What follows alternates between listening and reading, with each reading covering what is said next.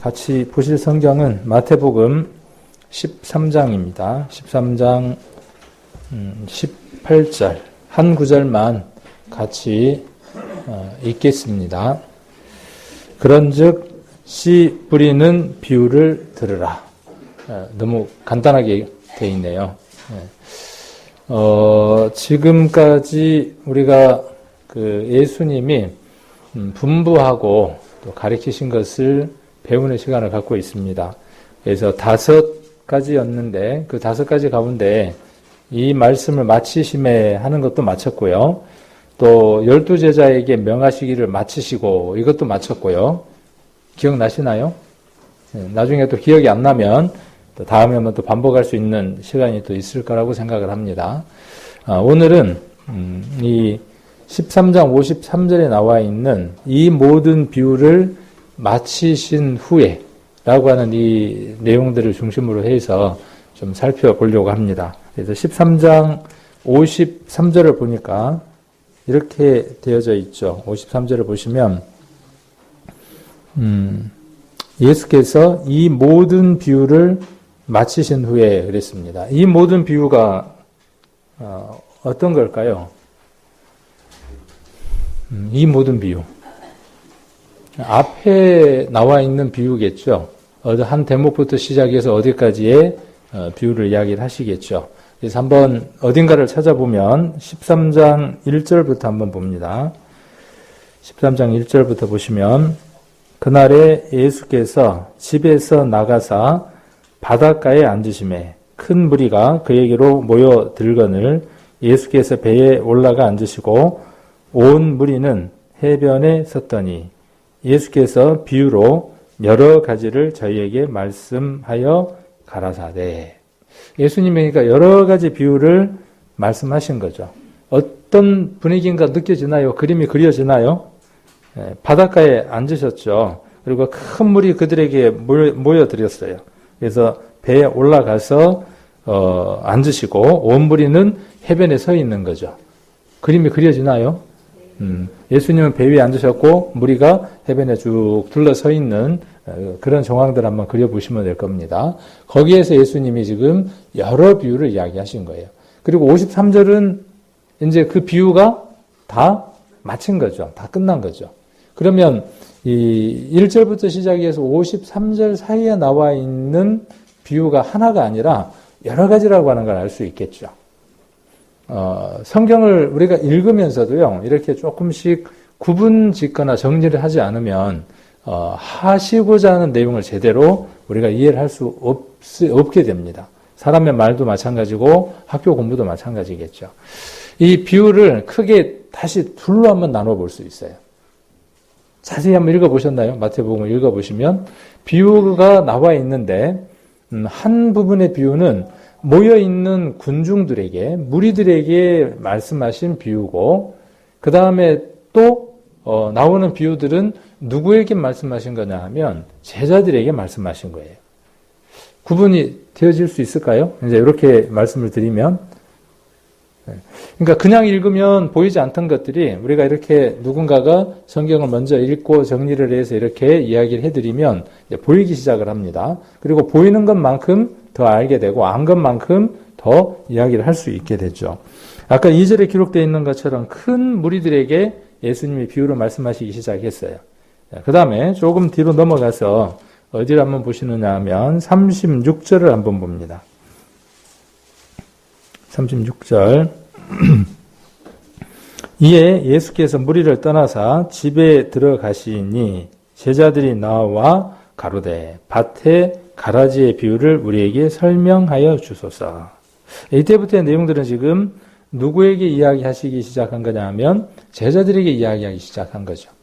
그래서 군중들에게 예수님이 비유로 이야기하신 게 있고 제자들에게 이야기해 주신 것들이 있죠. 그래서 이 둘을 우리가 조금 13장을 읽으면서 한번 정리해 볼 필요가 있겠죠. 그래서 오늘 다 살펴보기는 좀 어려울 것 같죠. 그래서 주어지는 대로, 시간이 주어지는 대로 13장에 나와 있는 비유들을 한번 살펴보는 시간을 가져보려고 합니다. 먼저 제가 비유들을 정리를 해 두었습니다. 앞에다가 비유가 몇 가지의 비유가 나오는가를 앞에다가 이렇게 적어 두었습니다. 그래서 3절부터 시작해서 8절까지가 씨 뿌리는 비유. 제목은 우리가 조금 보는 사람마다 다르게 붙일 수도 있습니다. 또 10절부터 시작해서 12절까지는 비유의 목적이에요. 그러니까 비유를 이야기한 것보다는 왜 비유로 예수님이 이야기하셨는가에 대한 비유의 목적을 10절부터 시작해서 12절까지 말씀을 해주고 계십니다. 그 다음에 13장 3절로 8절까지에 나와 있는 비유를 풀이를 해주셨어요. 어디 가면 비유 풀이를 많이 하죠. 어디서 많이 들어봤나요? 성경은 비유로 돼 있고 비유를 풀어야 된다고 비유 풀이를 하는 그 단체들이 있죠. 비유, 풀이 이 단어를 가장 많이 쓰는 단체가 있어요. 신거시기 또 땡 거시기라고 했다가 또 잡으러 오면 안 되니까 그래서 신거시기, 신거시기 그 다음에 땡천지 이렇게 이야기를 해요. 그럼 제가 다 이야기를 했네요. 신거시기 땡천지 그랬으니까 합쳐보면 뭔지인지 아실 수 있겠죠. 그래서 여기서는 비유로 모든 것들을 이야기하고 그 비유를 다시 풀이를 합니다. 비유는 풀이를 할 필요가 없어요. 그렇죠? 비유는 풀이할 필요가 없어요. 비유 자체가 무엇이니까요? 어떤 이야기를 하기 위해서 그 목적을 두고 비유한 거니까. 그 목적을 전달하기 위한 한 방법으로 비유를 쓰고 있는 것이기 때문에 그 비유를 다시 풀이하는 건 뭐냐 하면 뱀을 그려놓고 뱀에다가 뭘 그리는 거예요? 뱀 다리를 그리는 거예요. 뱀 다리가 없는데 뱀 다리를 그려놓으면 참 보기가 좋겠죠. 자, 그래서 비유의 목적에 대해서 10절부터 12절까지 이야기를 하고 있고, 그 다음에 13장 24절로 25절까지는 가라지의 비유에 대해서 이야기를 하고 있습니다. 가라지의 비유에 대해서. 그 다음에 36절로 43절까지는 그 가라지의 비유에 대해서 제자들에게 다시 풀이를 해주시는 거예요. 그 비유에 대해서 자세하게 설명을 해주시는 거예요. 그 다음에 13장 31절로 33절까지는 겨자와 누룩에 대한 비유입니다. 그 다음에 44절로 46절까지죠. 43절로 46절까지는 감추인 보화와 값진 진주에 대한 비유입니다. 그 다음에 47절로 50절까지는 그물에 대한 비유입니다. 그 다음에 어떤 분들은 이걸 비유에 넣지도 않는 분들도 혹 있는데 저는 비유에다가 이렇게 한번 넣어봤습니다. 그래서 서기관 비유라고 저는 이렇게 52절을 한번 넣어두어 봤습니다. 그래서 이렇게 여러 비유죠. 한 개의 비유가 아니라 여러 비유니까 우리가 여러 비유라고 이렇게 이야기를 해볼 수 있겠죠. 이렇게 예수님이 비유를 이야기를 하셨어요. 이 모든 비유가 무엇을 말씀하시기 위한 건가요?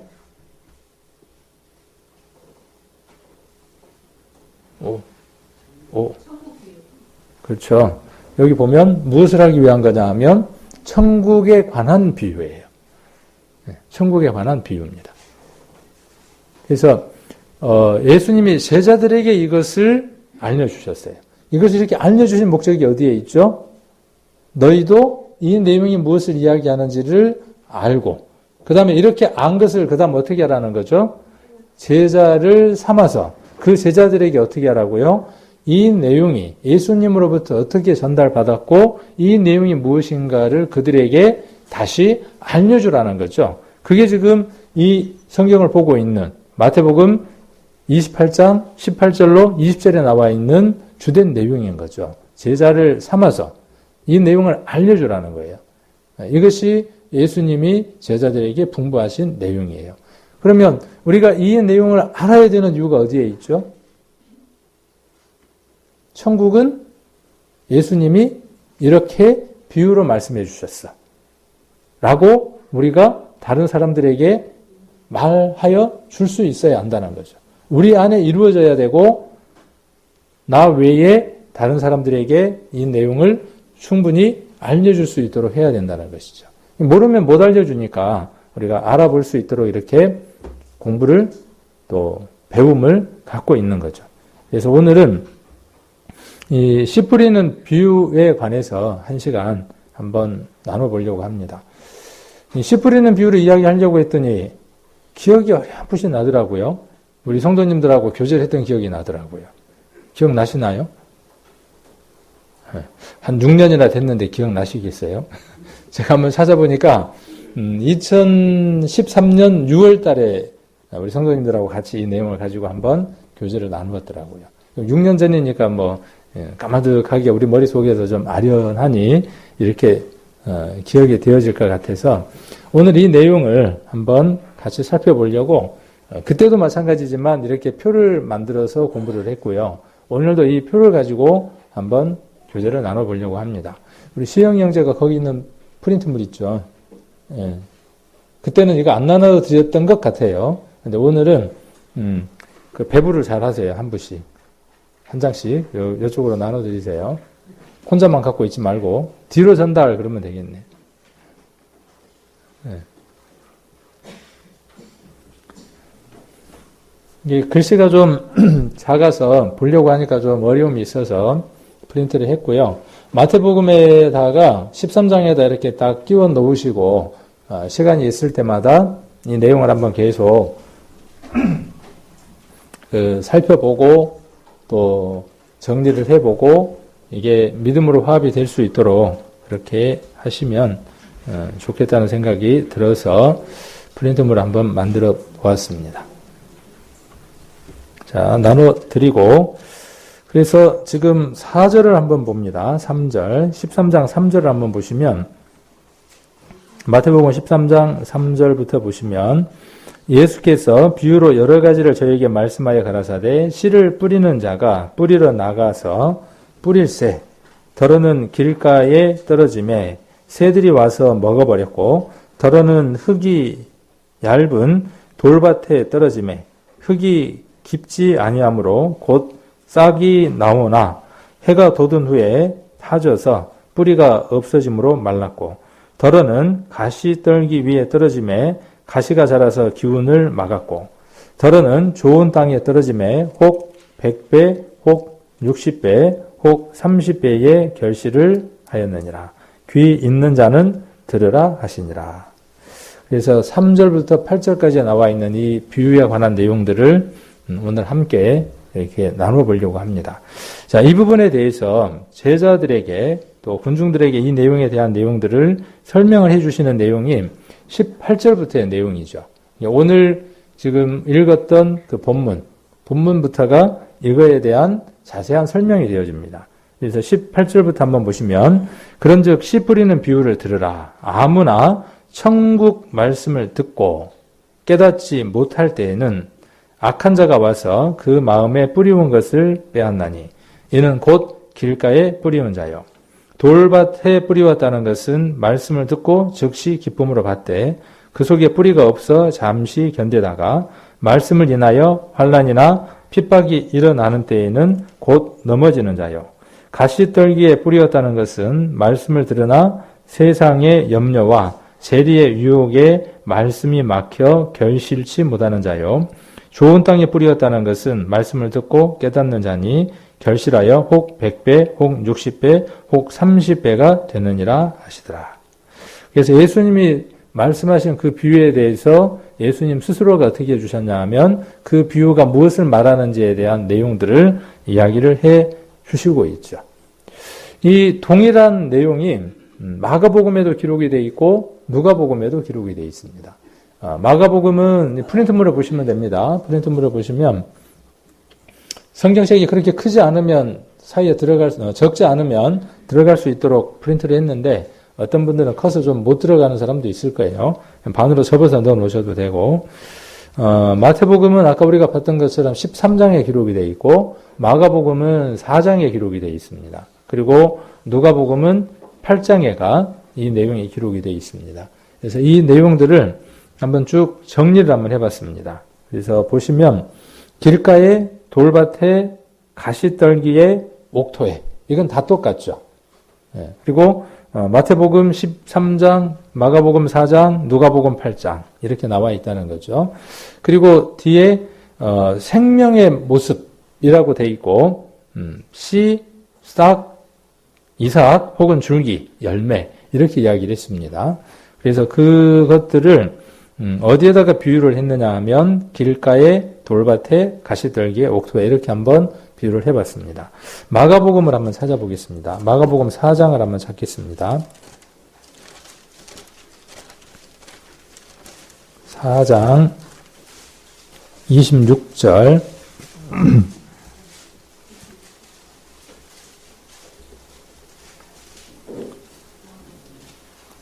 마가복음입니다. 마가복음에 우리가 씨 뿌리는 비유가 13절부터 이렇게 기록되어 있죠. 14절에 뿌리는 자는 말씀을 뿌리는 것이다 그랬죠. 그러니까 뿌리는데 뭘 뿌리느냐 하면 말씀을 뿌린다 그랬죠. 근데 아까 마태복음에서는 씨를 뿌린다 그랬는데 이 마가복음하고 우리가 연이어 보면은 그 말씀이 무엇이라는 걸 알 수 있죠. 말씀이 씨라는 걸 우리가 눈치를 챌 수 있죠. 그리고 누가복음 8장 11절에서는 씨는 하나님의 말씀이다. 이렇게 또 정리를 해 두었습니다. 그러니까 마태, 마가, 누가, 요한 이 요한은 아니고 세 복음서만 우리가 읽고 그 셋을 교차를 시켜서 정리를 해 보면 어떤 말씀을 하고 있는지를 선명하게 이렇게 그려낼 수 있습니다. 그래서 뿌린다는 건 무엇을 뿌리는 거냐면 말씀을 뿌리는 것이다. 이렇게 한번 이해를 해볼 수 있습니다. 그래서 쭉 기록되어져 있고 20절까지 씨 뿌리는 비유가 아까처럼 말씀이 기록되어 있습니다. 특이한 점은 뒤에 보시면 30배, 60배, 100배라고 이렇게 마태복음하고는 조금 순서가 다르게 기록되어 있죠. 마태복음은 어떻게 기록되어 있었나요? 100배, 60배, 30배 이렇게 기록이 되어 있었죠.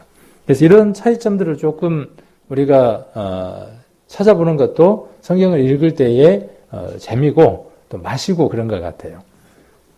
그러면 누가복음은 어떻게 기록되어 있을까요? 이 부분에 대해서. 그럼 여기 이제 세 부분을 찾아놓고 이렇게 보면 되겠죠. 이제 그걸 하라고 아까 그 표를 그려드린 거고 여기 잡아놓고 그러니까 마태복음 13도 잡아야 되고 마가복음 4장도 잡아야 되고 요한복음 8장도 잡아야 되고 잡을 게 많네요. 그래 다행히 그래도 우리 손가락이 5개라 이거저거 다 잡을 수 있네요. 5손가락 안에. 8장 어디를 한번 보시느냐 하면 11절을 보시면 이 비유는 이러하니라 씨는 하나님의 말씀이다 이렇게 이야기를 하고 있고 그 다음 15절 한번 봅니다. 15절 좋은 땅에 있다는 것은 착하고 좋은 마음으로 말씀을 듣고 지키어 인내로 결실하는 자니라. 여기에는 뭐가 없냐 하면 30배, 60배, 100배, 100배, 60배, 30배가 없어요. 그냥 어떻게 기록되어 있죠? 결실이라고 이렇게 기록이 되어 있어요. 결실. 그래서 그러면 이 세 사람이 각각 다른 얘기를 들었을까요? 한 말씀을 듣고 그 얘기를 들으면서 초점을 어디에다가 두고 그 내용들을 인용을 하고 기록했냐는 것이죠. 그래서 이 세 복음서, 특히 4개의 복음서는요, 우리가 이러한 부분들을 살펴보는 데에 아주 그 특별한 묘미가 있는 성경이기도 합니다. 우리도 마찬가지잖아요. 우리가 주일날 이렇게 말씀을 들으면 우리가 회별교제를 하잖아요. 회별교제를 밑에서 하면 우리가 들을 때마다 나는 저 부분에 대해서 특별하게 생각을 안 했는데 어떤 분은 그 부분을 아주 크게 느끼고 교제를 하고 말씀을 나누는데 들어보니까 어떠냐 하면은 나하고 또 공감이 가는 거예요. 내가 더 하나 더 얻어가게 되죠. 회별교제의 의미.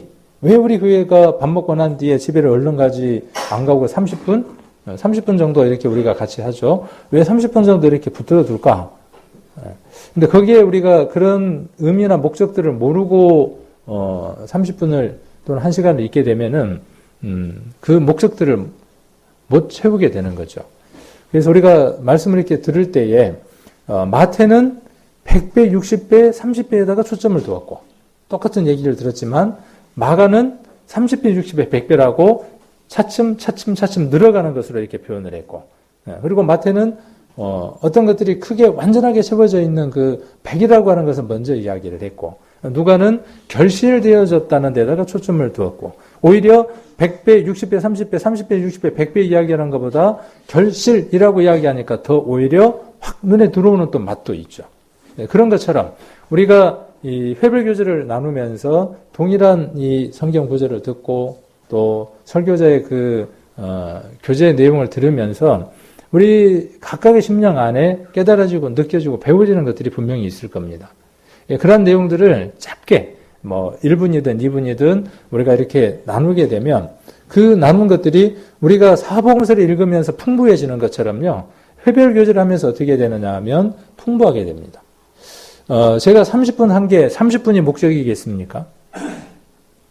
한 1시간 하고 늦게 간다 그러면 제가 안 됩니다. 집에 얼른 가세요. 그러겠어요? 만일에 한 4시간 한다. 회별교제를. 그러면 제가 큰일 났습니다. 얼른 집에 가세요. 그러겠어요? 아이고, 아주 좋습니다. 더 하십시오. 그러겠죠. 30분의 목적이 있는 게 아니고 그 최소한의 것들을 통해서 그 모임들이 더 풍성해지고 또 든든해지기를, 우리 장성해지기를 원하는 마음에서 그렇죠. 그 다음 또 하나는 어떤 게 있냐 하면 끝나는 시간이 있어야 오후에 어떤 일들이 있고 또 계획들이 있는 분들이 편하게 어떻게 하실 수 있냐 하면 집에 가실 수 있어요. 그래서 우리 회별교제는 반드시 그 정해진 시간에 기도를 맞춰 주어야 다른 일이 있어서 가시는 분들이 편하게 집에 가실 수 있죠. 그리고 그 이후에 또 남아서 여러 가지 이런 교제들을 우리가 함께 또 나눌 수 있을 것이다라는 생각이 듭니다. 그래서 사복음서의 특성을 가지고 이제 이 얘기를 잠깐 한번 또 이렇게 나눠보게 됩니다. 그래서 씨라고 하는 거 우리가 뭘 알 수 있냐면은 씨는 말씀이라는 것을 씨라고 하는 것으로 이렇게 비유를 하셨구나. 누가? 예수님이. 그렇게 이제 이야기를 할 수 있죠. 그러면 뿌린다는 건 뭘 뿌린다는 거냐 하면 말씀을 뿌린다는 것이구나. 그럼 어디에다가 말씀을 지금 뿌리는 거죠? 바다에다가 씨를 뿌릴까요? 바다에다가 막 씨를 뿌려요? 어디에다가? 이제 그건 이제 그 답을 이야기하는 거고, 어디에다가? 그냥 물리적인 거, 눈에 보이는 건 어디에다가 좀 뿌리는 거죠? 그 넷을 그냥 통칭하는 말이 뭐예요? 땅, 혹은 밭. 그렇죠. 땅이나 밭에다가 뿌리는 거죠. 그러면 땅이나 밭, 이것은 무엇을 이야기를 할까요? 무엇을 이야기하기 위해서 땅과 밭을 비유라고 하는 것의 도구로 썼을까요?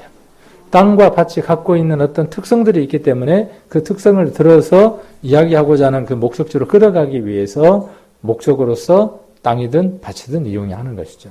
밭이 뭘까요? 밭. 여기를 잡으시고 고린도 전서를 한번 가보겠습니다. 고린도 전서 3장. 쉬워요. 성경은 의외로 쉽습니다. 어려운 게 아니라 쉬워요. 고린도 전서. 누가 그러더라고요. 목사님은 쉬운 걸 어렵게 말하는 재주가 있어요. 그러던데. 간혹 보면 제가 그런 것 같아요. 근데 가만 생각해 보면 이런 것이구나 하고 또 훨씬 더 이해가 또 쉬울 수도 있습니다. 3장 9절 한번 보겠습니다. 3장 9절. 같이 한번 읽겠습니다. 우리는 하나님의 동력자들이요 너희는 하나님의 밭이요 하나님의 집이니라.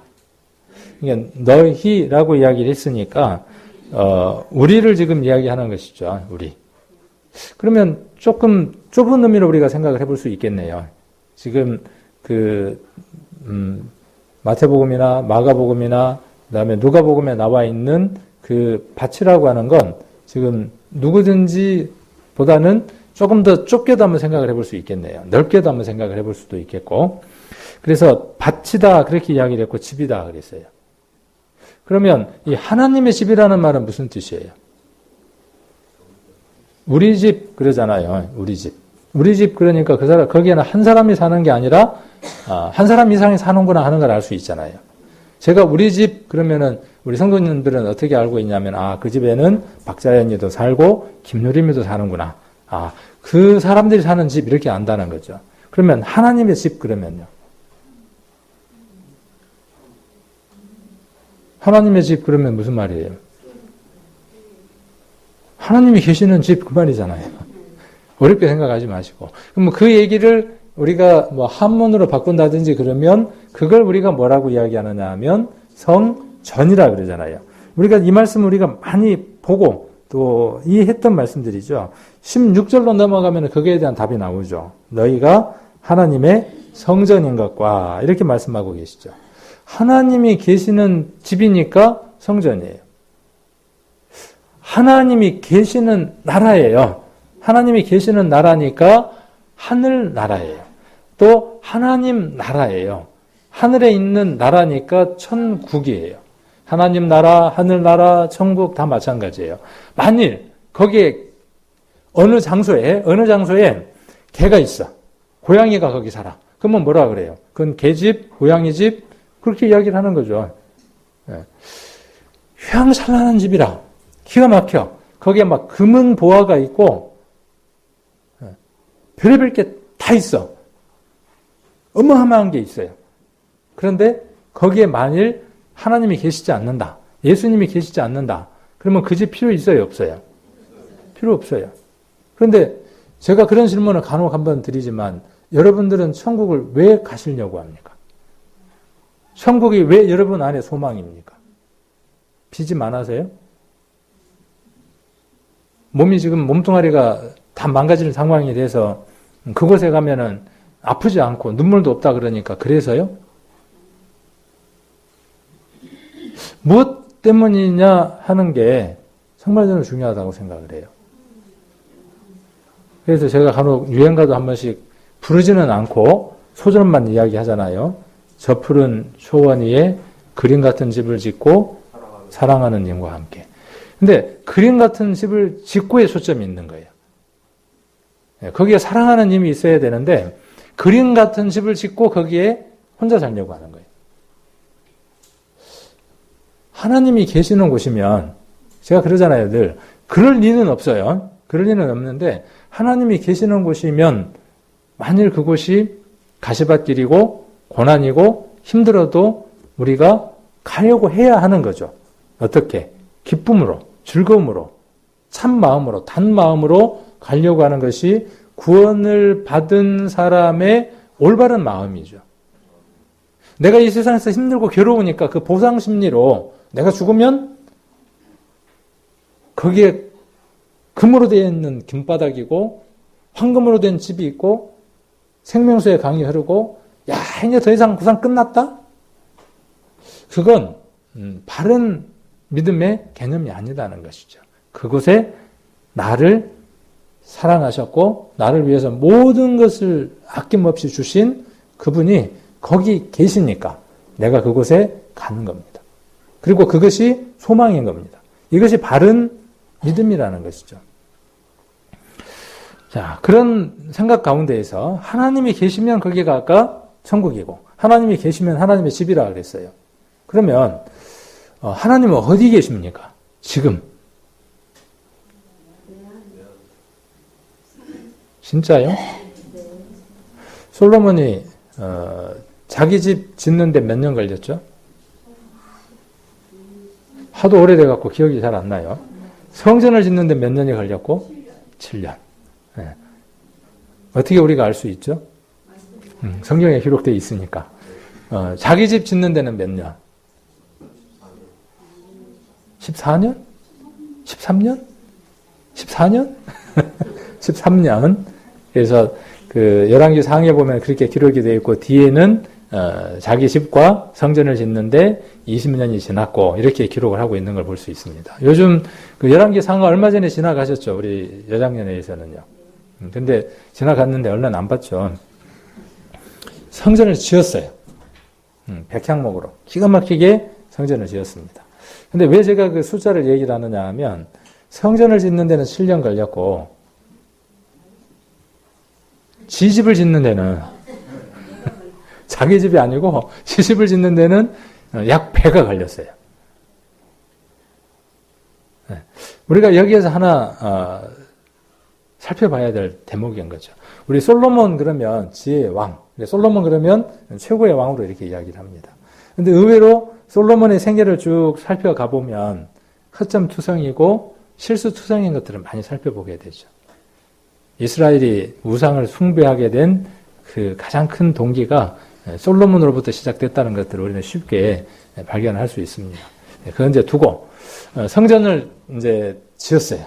20년이 걸쳐서 집 짓고, 그다음에 또 성전 짓고 해서 성전을 지었으니까 얼마나 자기 보기에도 흐뭇하고, 자기가 또 뿌듯하겠어요. 지어놓고 이제 뭘 하겠어요? 하나님 앞에 기도를 하고, 그거에 대한 어떤 그 글들을 썼을 거 아니에요. 쭉 썼는데 그 쓴 내용들을 보면 그곳에 누가 와 계셔야 되기 때문에 성전을 지은 거죠. 하나님이 와서 거하시면서 두루 다니시면서 백성들을 통치하고 자기가 왕이 아닌 하나님이 그 성전에 계셔서 이스라엘의 왕에 대해서 온 이스라엘을 다스리기를 원해야 될 텐데 그게 하나님이 성전을 짓게 하신 목적 아니에요. 그렇게 짓고 뭐라고 이야기를 하느냐 하면 하나님은 하늘에 계셔서 우리가 말하면 들으시고. 혹시 그 대목 읽어보셨나요? 한번 찾아볼까요? 잠깐 오늘 내용들하고 조금 다르게 가지만은 11개 상으로 한번 가보겠습니다. 갑자기 찾으려고 하니까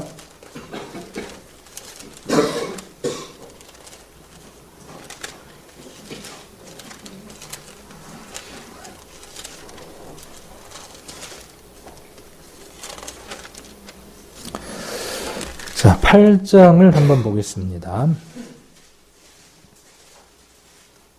8장을 한번 보시면 30절 한번 보겠습니다. 종과 주의 백성 이스라엘이 이곳을 향하여 기도할 때에 주는 그 간구함을 들으시되 주의 계신 곳 하늘에서 들으시고 들으시사 사하여 주옵소서. 그러니까 뭔가 좀 초점이 그렇죠. 우리가 사무엘상입니다. 11개상입니다. 죄송합니다. 11개상 찾으셨나요? 제가 사무엘상이라고 그러고 지금 그랬어요. 입이 심부름을 잘못했는지 생각이 잘못된 건지. 그래서 30절에 주의 계신 곳 그랬어요. 그러면 주의 계신 곳 그러면 어디라고 이야기를 해야 맞겠어요? 그가 그토록 지었던 7년 동안 지었던 그곳이라고 이야기를 해야 될 텐데 뒤에 나와 있는 말이 뭐라고 이야기를 해요? 하늘에서 들으시고. 34절에 주는 하늘에서 들으시고. 39절에 주는 계신 곳 하늘에서 들으시고. 43절에 주는 계신 곳 하늘에서 들으시고. 또 45절 주는 하늘에서. 이런 우를 누가 범하느냐 하면요. 저와 여러분이 범해요. 솔로몬만 범하는 게 아니라 성전이 지금 아까 성경에서 어디라고 배웠고 어디라고 우리가 이야기를 합니까? 내가 하나님의 집이라고 이야기를 하고 아까 밭 이야기하다가 조금 멀리 온 거예요. 내가 하나님의 밭이라고 이야기를 하고 내가 하나님의 집이라고 이야기를 하고 내가 하나님의 성전이라고 이야기를 합니다. 그러면 그 얘기는 뭐냐 하면 하나님이 계시는 곳 하나님이 계십니다. 그 얘기거든요. 근데 기도할 때 어떻게 기도합니까? 이 솔로몬이 기도하고 별반 다를 바가 없어요. 그분을 어디에서 찾습니까? 하늘에서 찾는 거예요. 그렇죠. 답답하죠. 지금 이 대목을 읽으면 답답해요. 숨이 확 막혀요. 안 막히던가요? 이 대목을 읽으면 답답해요. 확 숨이 막혀와요. 그렇게 지혜의 왕이라고 이야기를 하고 하나님으로부터 귀한 마음을 받았다고 하는 솔로몬도 이런 우를 범하더라는 거죠. 우리도 가만 보면 어떠냐 하면 하나님 우리를 성전 삼으셨다고 이야기를 해요. 구원받았다고 이야기를 해요. 우리 안에 누가 계신다고 이야기를 해요? 하나님이 계신다고 이야기를 해요. 성령의 전이라고 이야기를 해요. 그런데 기도할 때 보면 하나님은 어디에 계셔서? 하늘에 계셔서. 주 계신 곳 거기서 내가 기도하면 들으세요. 그리고 제가 지금 급한 일이 생겼는데 불이 났는데 모르고 계십니까? 제가 지금 상세히 알려드릴게요. 그리고 보고를 하는 거예요. 우리의 믿음의 개념들이 구원함을 받았다고 하면서도 여전히 어떠한 믿음의 삶들을 살아가느냐 하면 하나님은 우리와 관계없이 다른 곳에다가 모셔다 두는 그런 우를 범하고 살아가죠. 하나님이 내 집 안에, 내 안에 거하시면 이게 사실로 인지가 되면 지금 우리 살아가는 모습이 어떤 모습일까요?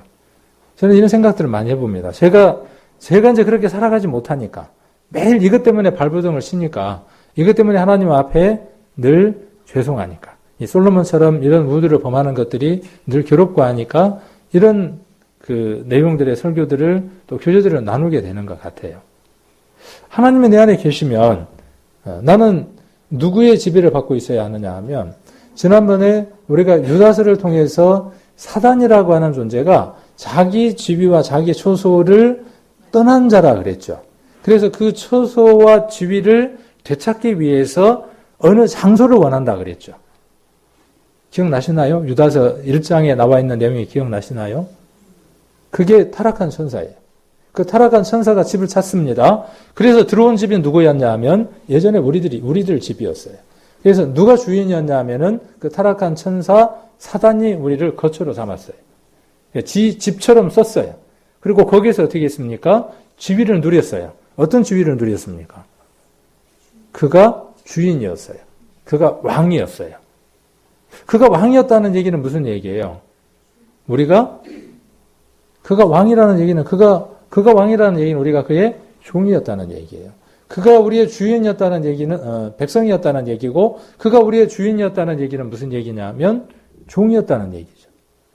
그래서 사망이 우리 안에서 왕노릇하게 됐다고 성경은 기록하고 있죠. 구원받았다는 말은 어떤 말의 의미예요? 주인을 바꿨다는 말의 의미예요. 내 안에 주인이 누가 됐다는 얘기죠? 하나님이 오셔서 내게 처소를, 거처를 삼으셨다 그 말이에요. 그래서 하나님의 집이 됐어요. 그러면 누가 지금 하나님의 집이냐면 내가 하나님의 집이고 내가 천국이라고요. 하나님이 계신 나라예요. 그래서 베드로서에서는 뭐라고 이야기했죠? 우리를 거룩한 나라라 그랬어요. 구원받은 성도가 나라예요. 하나님의 나라예요. 그의 소유된 또 백성이라고 표현하기도 했고. 그러면 내가 천국인 거예요. 내가 하나님 나라고 내가 하늘 나라예요. 왜? 내 안에 하나님이 계셔서 처소를 삼으셨고 그분이 지금 나의 주인이고 왕이 되셨기 때문에 그래요. 그러면 그분이 주인이니까 나는 종이 되어져서 명령을 잘 받고 살아갑니까? 오시기는 오셨는데 처소를 삼으시기는 했는데 지위쟁탈전에서는 하나님이 지셨어. 늘 어떻게 해요? 잠깐만 계셔보시라니까요. 잠깐만 계셔보시라니까. 이 상황에서는 내 경험이 훨씬 더 앞서가니까요. 내 생각대로 한번 해볼게요. 그래서 이제 꼬여갖고 엉망이 되고 실타래가 꼬이면 그때서야 뭐라 그래요? 아유, 이거 좀 어려운데 한번 해보실래요? 그리고 그때서야. 그래서 늘 우리의 삶들이 힘들고 어려운 것이죠. 제가 그렇고 또 누가 그렇고요. 우리가 그렇고. 물론 그렇지 않는 삶을 살아가는 성도님들도 많이 계시죠. 자, 이런 부분에서 우리가 오늘 무엇을 이야기해 보려고 하느냐 하면 씨 뿌리는 비유에 대한 내용들을 우리에게 한번 적용을 시켜보고자 하는 거예요. 자, 그래서 씨는 정리를 해보자면 말씀으로 그 다음에 땅, 밭은 무엇으로 한번 정리를 해볼 수 있느냐 하면 우리의 마음들로 한번 생각을 해볼 수 있는 거죠. 우리의 속 사람으로 한번 생각해 볼 수 있는 거죠. 히브리서 6장도 한번 보겠습니다. 히브리서 6장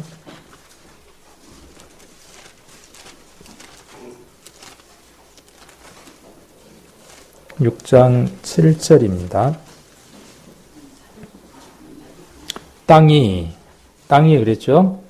그 위에 자주 내리는 비를 흡수하여 밭 가는 자들의 쓰기에 합당한 채소를 내면 하나님께 복을 받고 만일 가시와 엉겅퀴를 내면 버림을 당하고 저주함에 가까워 그 마지막은 불사름이 되리라.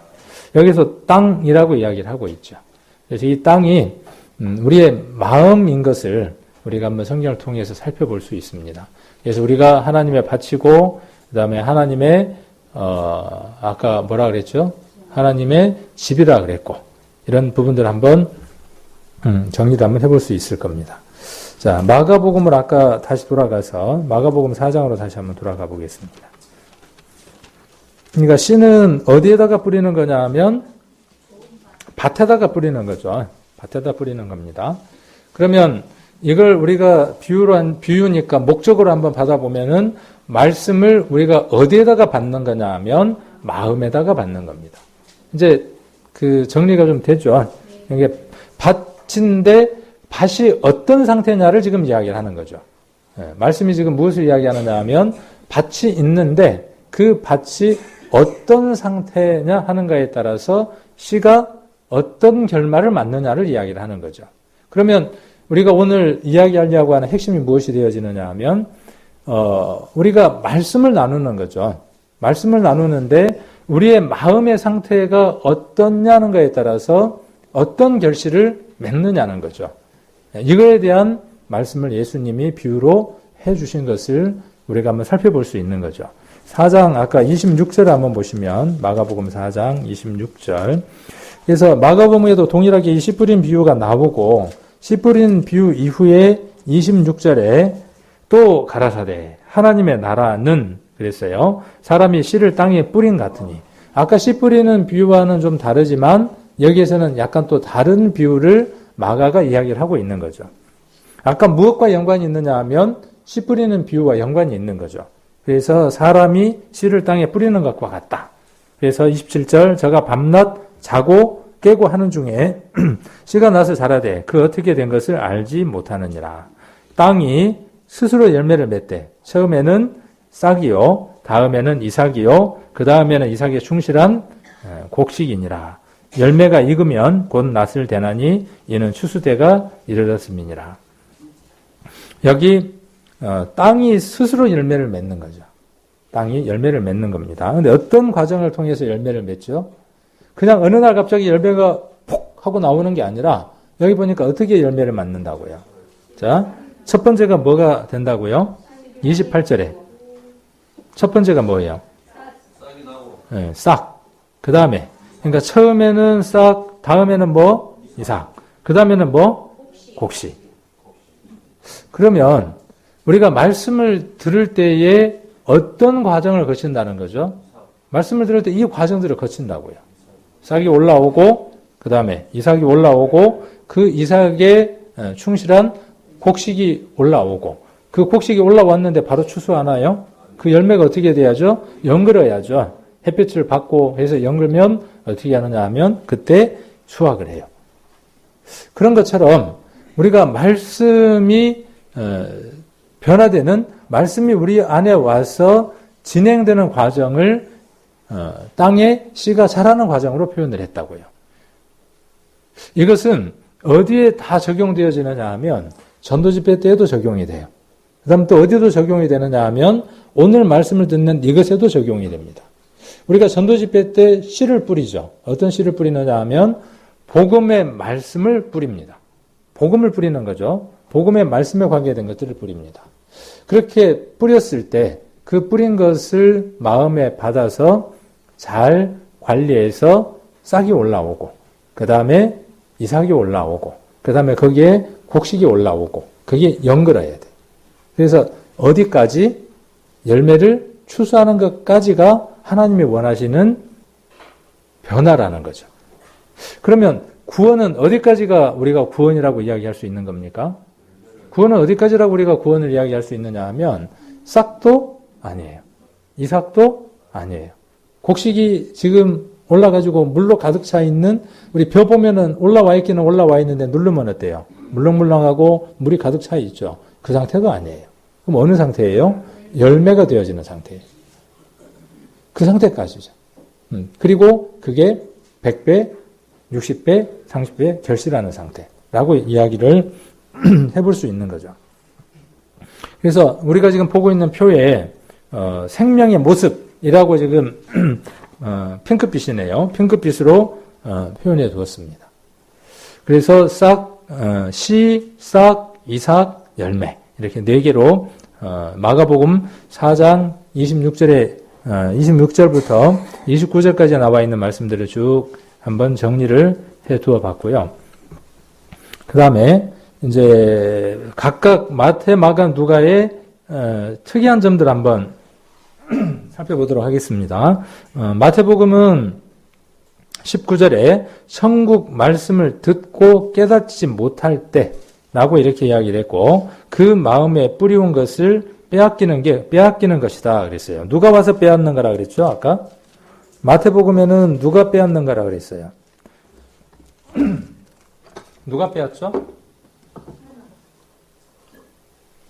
이렇게 차이점들 한번 발견을 해 보시는 게 좋을 것 같아서. 그래서 마태복음 13장을 보시면 19절에 보시면 악한 자가 와서, 악한 자라고 이야기를 하고 있죠. 악한 자가 와서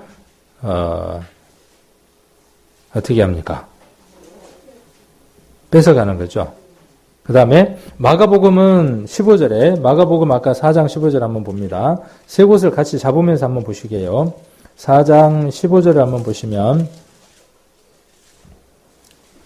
자, 말씀이 길가에 뿌리였다는 것은 이들이 곧 말씀을 들을 때에, 야, 그러니까 이것만 해도 참 귀한 거죠. 전도를 했는데 와서 듣던가요? 내가 이번에 꼭 갈게요. 대답은 잘한단 말이에요. 근데 막상 뚜껑을 딱 열고 보니까 와요, 안 와요? 안 와요. 지금 그 상태는 지금 아예 포함도 안 되는 거죠. 그런 사람들은 아예 포함도 안 되는 거예요. 우리가 이제 복음을 전할 때로 한번 생각을 해본다 그러면, 그러니까 들을 때를 이야기를 하는 거죠. 와서 듣는 거예요. 그럼 오늘 우리가 한번 비유를 해본다면은, 오늘 이곳에 이런저런 사연들로 이곳에 오지 못하는 분들은 제외되는 거죠. 그렇죠. 듣지 못하는 거니까 우리가 지금 해당이 되는 거죠. 들을 때라고 해당이 되는 거죠. 그러니까 구원받을 때에만 이 비유가 유효한 게 아니라 지금 이 말씀을 들을 때도 이 말씀은 그대로 유효하다는 거죠. 왜요? 천국 말씀이니까. 그렇죠? 천국이니까. 천국이 이루어지려면 그 안에 무엇이 이루어져야 되느냐 하면 하나님이 임하시면 천국이 이루어지죠. 그러면 여기 지금 마태, 마가, 누가에서 씨 뿌리는 비유 가운데에서 천국은 어떻게 이루어지는가를 한번 생각을 해보면, 천국을 이루는 말씀이 그 사람 안에 들어가게 되면 그 사람이 뭐가 되냐 하면 천국이 되는 거예요. 그렇게 지금 예수님이 비유로 이야기를 하고 계시는 거죠. 말씀해주고 계시는 겁니다. 그래서 여기는 아까 15절에 누가 와서 뺏어갑니까? 15절에 말씀이 길가에 뿌렸다는 것은 이들이 들으니, 듣기는 들어요. 곧 말씀을 들을 때에, 듣자마자 그 안에 뭐가 오는 거죠? 사단이 와서, 즉시 와서 저희에게 뿌리운 말씀을 빼앗는 것이요. 이렇게 말씀하고 있죠. 그 다음 누가복음 8장을 한번 보시면, 누가복음 8장에는 누가 와서요? 누가복음 8장 12절에는 누구라고 이야기를 하고 있냐 하면, 마귀라고 이야기를 하고 있죠. 길가에 있다는 것은 이렇게 이야기를 하죠. 그리고 어디를 한번 보냐면 8장 5절을 한번 보시면, 여기에서 먼저 한번 생각을 해봐야 될 게 있네요. 씨 뿌리는 비유가 우리의 농사하고는 좀 낯설어요? 낯설지 않아요? 이 씨 뿌리는 비유가요, 우리의 농사법하고는 아주 차이가 있습니다. 우리는 농사 지을 때 어떻게 농사를 짓습니까? 겨울이 지나고 봄이 되면 가장 먼저 하는 일이 뭐예요? 땅을 전부 다 갈아엎죠. 갈아엎고 돌멩이 같은 거 다 추려내고, 그 다음에 잘게 부신 다음에 밭구랑도 만들고 작물에 따라서 그렇게 다 한 다음에 어떻게 해요? 씨를 뿌리죠. 그리고 씨가 어떻게 하도록? 씨가 못 먹도록 어떻게 해요? 깊숙이 넣어서 그렇게 농사를 짓지, 이렇게 농사를 짓지 않는다는 거죠. 그래서 여기에서 뭐가 오느냐 하면 그런 문화적인 차이에서 오해가 올 수 있어요. 그러니까 우리는 어떤 데에다가만 씨를 뿌리죠? 옥토에다가만 씨를 뿌려요. 여기에서 오는 오해들이 있는 거죠. 근데 이 성경을 보면 어떠냐 하면 어떤 땅이든 상관없이 뿌리는 거예요.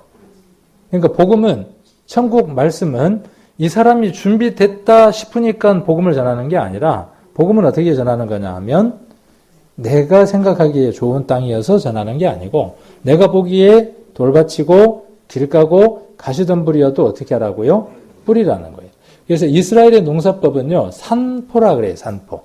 흩어질 산자를 써서 씨앗을 어떻게 하느냐 하면 그냥 주머니 같은데, 이런 주머니에다가 허리에다 이렇게 보자기 같은 걸 차고 그 보자기에다 씨앗을 넣어가지고 어떻게 하느냐 하면, 한 줌 주워가지고 어떻게 하냐 하면 확 뿌리는 거예요. 근데 이스라엘은 평야지대를 빼놓고는요, 거의 석회질 땅이에요. 그래서 농사를 짓기에 적합한 땅이 아니에요. 그래서 농사를 어떻게 지을 수밖에 없냐 하면 좋은 땅, 안 좋은 땅 골라서 씨를 뿌릴 수가 없어요. 그래서 어떻게 하느냐 하면 그냥 쫙 뿌리는 겁니다. 그러면 요 얘기를 했을 때 이스라엘 사람들은 떠오르겠어요? 안 떠오르겠어요? 어떤 장면에서 농사를 짓는가에 대한 것들이 또 오르는 거예요. 그래서 우리가 그런 문화적인 것들을 조금 교정을 할 필요가 있는 거예요. 씨를 뿌릴 때 씨 뿌리는 사람들이 골라가면서 씨를 뿌리는 게 아니라 돌이 있더라도 길가더라도 또 좋은 땅이더라도 어떻게 한다고요? 가리지 않고 뿌린다는 거예요. 그리고 혹가다가 어떤 일들이 일어나느냐 하면 비가 한꺼번에 확 쏟아질 때가 있어요. 이스라엘의 기후의 특징이 그러니까. 그러면 어떻게 되느냐 하면 위에 있는 흙들이 한꺼번에 쓸고 확 내려와요. 그래서 어떻게 되느냐 하면 덮이기도 해요. 자, 그럴 때에는 비록 그 씨가 어디에 뿌려졌다고 할지라도 자갈밭에 뿌려졌다고 할지라도 씨가 어떻게 될 수 있어요? 싹이 날 수도 있어요. 그러니까 그런 것들을 기대하고 농부는 어떻게 하는 거죠? 그 나라의 농부들은 뿌리는 겁니다. 그렇게 뿌리는 거예요. 그러니까 그런 문화들이 우리하고 조금 차이점이 있어서 이걸 읽을 때 왜 예수님은 그 밭을 잘 읽어놓은 다음에 씨를 뿌리지 저렇게 뿌릴까? 우리는 이렇게 생각을 하지만은 이스라엘 사람들은 자연스럽게 이것은 평야지대에 씨를 뿌리는 게 아니라 석회질로 돼 있고 아주 척박한 그런 곳에다가 씨를 뿌리기 때문에 어느 곳에 씨가 날지 모르기 때문에 이렇게 농사를 짓는 것에 대해서 비유를 하시는구나 하고 이스라엘 사람들은 쉽게 안다는 거죠. 그래서 이렇게 지금 씨 뿌리는 비유를 이야기를 한번 해보고 있고요. 그래서 아까 그 8장이었죠. 누가복음 8장을 한번 보시면 8장 5절을 보시면 씨를 뿌리는 자가 그 씨를 뿌리러 나갈새, 뿌릴새. 그러니까 뿌리는데 어떻게 뿌린다고요? 아까 산포예요. 왜? 생기를 갖고 이게 다 팔 수가 없어. 뒤집어 엎을 수가 없어. 그러니까 어떻게 하느냐 하면 뿌리는 거예요. 그냥. 자, 들어는 길가에 떨어짐에 밟히며, 그렇죠. 밟히며 공중에 새들이 먹어버렸고, 그랬죠. 여기 새들이 먹었다 이렇게 표현된 것을 아까 어디에서 12절에서는 이것은 누구라고 표현을 했습니까? 새가 뭐가 됐어요? 마귀가 되어진 걸 볼 수 있죠. 이렇게 새라고 하는 도구를 마귀라고 하는 것으로 주워 먹는, 뿌려진 그 씨를 주워 먹는 새를 무엇에다가 이렇게 비유되어진 걸 볼 수 있느냐 하면 마귀에다가 이렇게 비유되어진 걸 볼 수 있습니다. 그래서 이렇게 그 씨 뿌리는 비유는 예수님이 풀이를 해 주셨어요. 이 비유에 대해서 이야기를 해주셨기 때문에 특별히 이거에 대한 풀이를 할 이유가 없는 거죠. 이 말씀들을 살펴보면 되니까. 그래서 새가 먹었다는 것은 사단이 와서 먹은 것이다 그 말이에요. 존 버년이 철로역정이라고 하는 글을 썼죠. 읽어보셨나요? 거기 보면 주인공이 누구예요? 크리스찬? 기독도, 기독도라고 돼 있기도 하고, 크리스찬이라고 돼 있기도 하고, 만화를 보면은 더 재밌어요. 그래서 편하게 만화로 철로역정 보셔도 괜찮습니다. 신앙을 가진 사람이 하나님 앞에 가기까지의 그 여정을 글로 써놓은 것이죠. 존 버년이 오랫동안 교회를 다녔어요. 오랫동안. 근데 교회를 다녔는데 어느 날 보니까 자기 안에 머물러 있는 말씀이 없는 거예요. 왜 내가 내 안에 머물러 있는 말씀이 없을까? 왜 그렇지? 그래서 고민하고 하다가 우리가 지금 보고 있는 마태복음 13장을 읽게 되고 이 13장이 모티브가 되어져서 그 철로역정이라고 하는 글을 쓰게 되죠. 그래서 이 존 버년이 뭘 알게 되냐 하면은 내 마음에 하나님의 말씀이 늘 뿌려지고 들어왔는데 내가 그 마음을 관리하지 못해서 사단이 그 말씀을 가져갔다고 하는 것을 알게 된 거예요. 그래서 이 사단을 잘 알아야 된다고 하는 것들을 존 버년이 알게 되죠. 그래서 이렇게 이야기를 했대요. 나는 교회에 이렇게 오랫동안 출석했는데 수많은 설교 말씀을 들었는데 어쩌면 내 마음속에는 하나님에 대한 분명한 확신이 없으며 여전히 하나님을 알지 못하는 상태로 이 자리에 앉아 있을까? 이렇게 존 버년이 고민하다가 그 철로역정이라고 하는 그 책을 썼다고 합니다. 어쩌면 오늘 이 자리에 앉아 계시는 분들 안에도 동일하게 밭에 말씀이 뿌려지는 거죠. 그 말씀이 뿌려졌을 때에 이 문을 열고 나갈 때에 그것이 결실치 않는 이유는 어디에 있느냐 하면 그리고 그것이 결실치 못한 상태에서 오늘 이 자리에 오고 다음 수요일날 오고 주일날 오고 끊임없이 오지만 근본적인 변화가 나타나지 않는 이유는 어디에 있느냐? 아까 씨가 싹이 되고 싹이 이삭이 되고 곡식이 되고 열매가 되는 그 생명의 본질적인 능력들이 나타나지 않는 이유들이 어디에 있느냐 하면 새가 와서 집어먹었기 때문이라는 거죠. 아까 그 처음에 길가에 뿌려진 그 씨앗처럼 주워 먹어버린 것이라는 거죠. 그러면 길가에 뿌려진 씨가 어떻게 하도록 해야 하겠어요? 길 스스로는 뭘 할 수 있어요? 없어요? 그게 이제 비유가 됐기 때문에 그렇죠. 근데 우리의 마음밭은 어느 것도 어떻게 할 수 없나요? 아니에요. 아까 그래서 땅이 스스로 열매를 맺되 이렇게 기록되어 있죠. 마음이 어떻게 할 수 있느냐 하면 그 뿌려진 씨가 길가에 있지 않도록 옮기는 걸 누가 할 수 있느냐 하면 내가 할 수 있어요. 그 일들을 누가 해야 되느냐 하면 저와 여러분이 해야 하는 거예요. 그러니까 씨 뿌리는 비유를 우리가 알아야 되는 이유들이 이런 데 있습니다. 그래서 씨 뿌리는 비유가 지금 여러 가지가 나오는데 오늘은 시간이 됐으니까 이 정도까지 한번 하고 하나만 더 이야기하고 마무리를 한번 해보려고 합니다. 새 이야기가 나와서 하나 이야기를 해보려고 하는데 마틴 루터가 이런 얘기를 했어요. 새가 머리 위로 지나가는 것을 어떻게 할 수는 없지만 그렇죠. 새가 머리 위로 지나가요. 그건 뭐 내가 어떻게 할 수 없잖아요. 총으로 쏠 수도 없는 거고 못 가게 할 수도 없는 거고 세금을 내라고 할 수도 없는 거고 그런데 무엇을 하지 않게 하라라고 이야기를 하느냐 하면 새가 둥지를 틀지 않도록 해라. 이렇게 이야기를 했다 그럽니다. 사단은 어떻게 하려고 하느냐 하면 우리 안에 들어와서 씨도 먹고 그 먹은 새가 둥지를 틀고 앉아서 자기가 주인이 되려고 합니다. 그럼 이거는 구원받을 때만 그러냐? 그렇지 않다는 거죠. 구원받고 난 이후에도 여전히 구원받은 사람을 지옥 가는 일은 만들 수 없지만 그 삶을 망가뜨리기 위해서 그 생명이 온전하게 나타나지 못하게 하기 위해서 발버둥을 치는 존재가 우리들 주변에 두루다니며 삼킬자를 찾고 있다는 것을 우리가 느끼지 못하면 언제든지 사단의 밥이 되어져서 유혹되어지는 사람이 되어줄 수 있다는 것들을 우리가 한번 생각을 해볼 필요가 있다는 것입니다. 오늘은 그 길가에 있다는 것들에 대해서만 우리가 한번 살펴보았고요. 다음에 돌밭에 또 가시떨기에 옥토에 있는 것과 그 다음에 그 이후에 여러 비유들에 대해서는 다음에 또 이렇게 살펴보는 시간들을 갖겠습니다. 가지고 가셔서 한번 쭉 새 그 복음서를 대조를 하시면서 제가 정리해둔 그 내용들을 초점으로 해서 어디에 초점들이 있고 어떤 내용들을 이야기하려고 이렇게 되어져 있는가를 한번 살펴보시고 이것들을 자기의 마음 안에 한번 적용해 보시고 사흘 만에도 한번 적용해 보셔서 내가 지금 어떤 상태에 있는지 말씀에 대해서 내가 어떻게 반응하고 있는지 또 복음에 대해서 처음 뿌려진 그 복음에 대해서 내가 지금 어떤 상태로 반응하고 있는지를 한번 점검해 볼 수 있는 그런 귀한 시간들로 삼으셨으면 좋겠습니다.